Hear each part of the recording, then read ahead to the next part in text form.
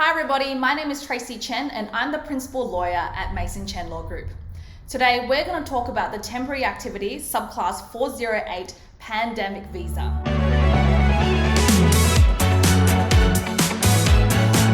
First of all, the 408 visa falls under the Temporary Activity Visa streams. And when COVID happened, they created basically this new stream to support everything that was happening during the COVID-19 pandemic. Now, we've just had some major changes and updates to this visa, and I will talk about that today. Just a quick reminder, don't forget to like and subscribe and share this with people who need it. As you guys know, Australian migration does change all the time. So if you keep subscribed, I will keep you updated on everything.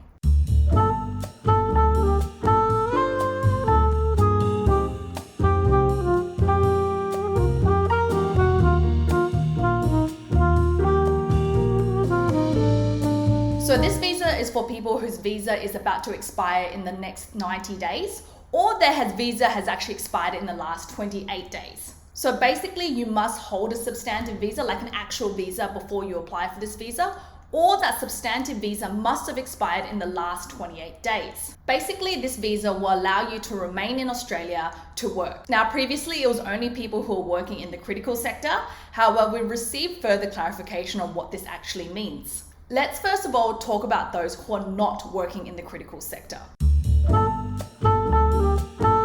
Now, for those who are not working in the critical sector, this is only available to them if they have applied for the COVID-19 pandemic on or after the 21st of February 2022. So, to be eligible, you must have been a temporary visa holder on the 21st of February 2022, or you're a temporary visa holder who arrived in Australia on or after the 21st of February 2022, and you have work rights or a job offer in a Commonwealth-funded aged care service at the time of this application. So for those who meet the second criteria, who were offered a job and have work rights in a Commonwealth-funded aged care service, if you lodge a pandemic visa, the subclass 408, you will be eligible for up to a 12-month stay. For everybody else, you'll be offered for at least 6 months stay here in Australia.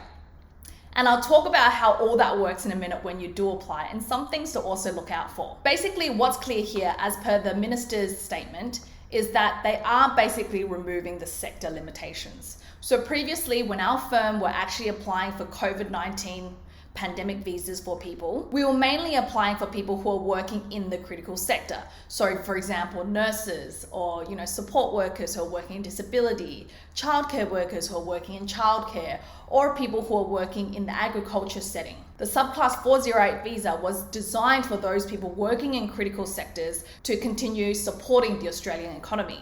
Now, basically, as per this new statement, those sectors have been removed. But if you're not working in one of those, critical sectors, you'll generally be offered 6 months. So, how do you apply? Firstly, please make sure that you meet the criteria. So for example, you hold a substantive visa and your visa is about to expire within the next 90 days. Secondly, if you don't hold a substantive visa, your previous visa must have expired within the last 28 days. You must be in Australia at the time that you apply. So you log online and you make an application and you provide supporting documents. This is actually quite important at this stage. I feel like for our clients who have gotten awesome reference letters from their employers, they have gotten the full 12 months and it's been a very smooth kind of application.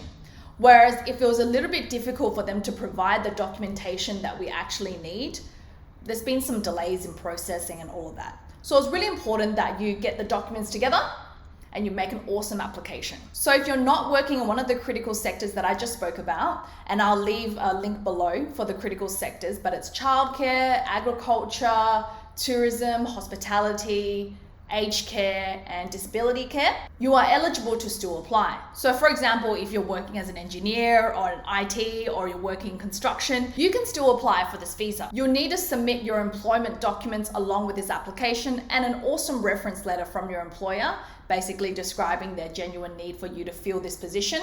And the government does understand there's a huge shortage of workers, and that's why they have basically lifted this sector limitation for the 408 visa. Make sure that you do get a supporting employment letter from your employer, a reference letter basically, to attach with the application. When you lodge this visa, you will have a bridging visa. Generally speaking, you'll have a bridging visa A if you hold a substantive visa. However, if you're the second criteria, so your visa expired in the last 28 days, generally speaking, you'll get a bridging visa C. Now, most of the time it should come with work rights. I haven't seen any that doesn't come with work rights. If it doesn't come with work rights, there's probably something wrong with the application and something incorrectly has been ticked. And you'll be able to continue working until that 408 is processed. Now, the funny thing is, we've lodged a lot of these in the last couple of years, and the processing time has really varied. So for our clients who, are working in the critical sectors and it's very clear, for example, a support worker in an aged care facility, it may have taken, 2 to 3 months for this visa to get processed and approved. However, for some of the other clients, it has taken longer. I've had clients that have been sitting on bridging visas, to be honest, for, 12 months. And I do think that when the case officer is going to approve this, they'll probably take that into account.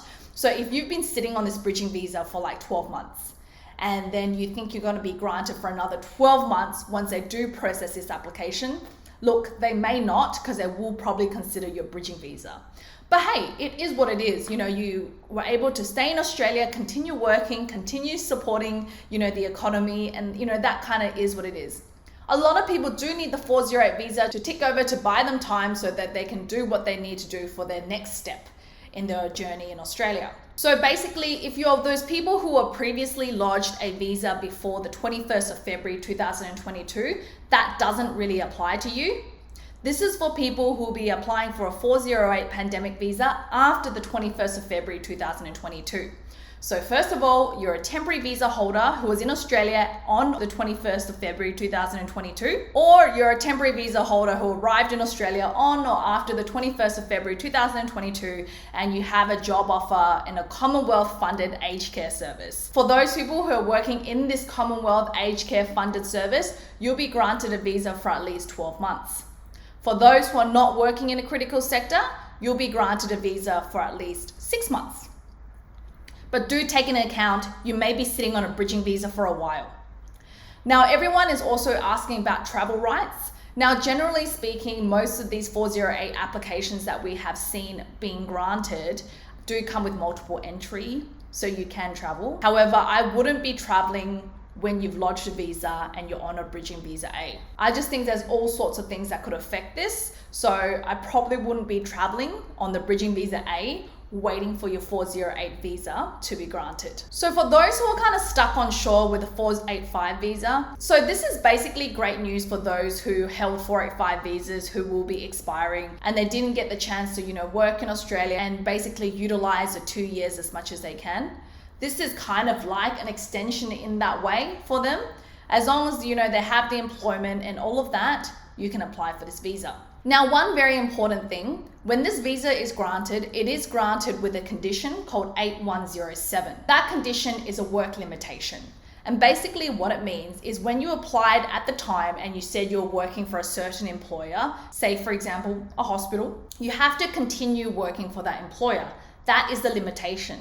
However, if you are changing employers and it's still in the critical sector, so for example, you do change hospitals, I do believe that you can change, but you do have to update the department. And this gets a little bit tricky, so I really do recommend for everyone to be talking to their migration agents and their migration lawyers to make sure that this is done properly. Because at the end of the day, this visa allows you to continue to live and work in Australia for potentially the next 12 months. So it's really important that you guys do get this right. I have honestly seen some people who have lodged 408 visas themselves, and when it got granted, they only got like 6 weeks on it. And it's because they probably didn't enter and fill in the documentation correctly. And don't forget, just like other visas, you need to meet the health criteria, the character criteria, and all of that. So you may be asked to do a health check. So I hope you guys liked that video. Thank you so much for watching. As I mentioned, there's always changes in Australian migration. So don't forget to hit the like and subscribe button and share this with people who need it. Now, in the next video, I'll be talking about other temporary visas and other extensions. So for example, those who applied for the Skilled Recognised Graduate Subclass 476 visa, there's also extensions coming up for those people who are stuck offshore. Thank you so much for watching, and I'll see you guys in the next video.